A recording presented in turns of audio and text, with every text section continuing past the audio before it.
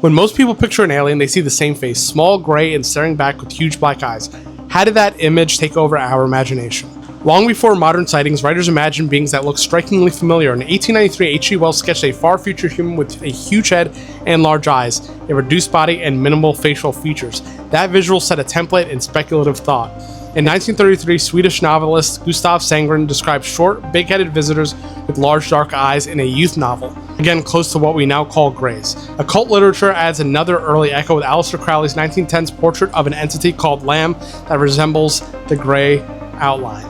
The image moves from page to testimony in September 1961 with Betty and Barney Hill, whose widely covered account described gray-skinned humanoids and became a touchstone through a best-selling book and later screen dramatizations. Their papers are archived at the University of New Hampshire, and the case is often cited as a pivot in abduction lore. A key detail from the Hill story was a star map Betty said she saw. In the late 1960s, teacher Marjorie Fish modeled nearby sun-like stars and proposed the origin as the Zeta Reticuli system, a connection popularized in the 1970s through astronomy magazines and later UFO literature. The gray look crests in late 20th century media. Steven Spielberg's Close Encounters of the Third Kind closes with small, thin, large-eyed visitors, and the 1987 bestseller Communion used a now iconic gray portrait on its cover. The 1990s pushed it further with The X-Files, which mainstreamed alien conspiracies and the gray aesthetic for a global TV audience. Occasional media events like the widely seen 1995 Alien Autopsy special, later admitted as staged by its producer, also kept the gray in public view. Museums, libraries, and scholars often frame UFO stories as part of American folklore and modern myth-making. The gray becomes a compact icon for intelligent non-human life in the space age, circulating through books, films, TV, and festival culture.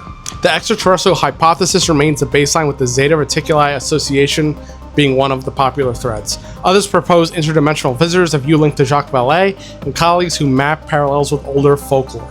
A future human time travel model is argued by anthropologist Michael P. Masters, and another line in the cryptoterrestrial hypothesis, which imagines hidden Earth-based intelligence presenting as greys. These ideas coexist across UFOlogy rather than resolving into a single storyline. The gray is visually simple and instantly readable on a poster, a book cover, or a TV screen. It matches late 20th century preoccupations like space exploration, secrecy, and technology. It sits at the crossroads of folklore, science fiction, and personal testimony, which keeps the story renewing itself in culture. What do you think of the greys? It's one of the oldest tales, probably the most pervasive and popular, but what do you think of them in actual culture, in our actual world? Are they real or just part of the media landscape?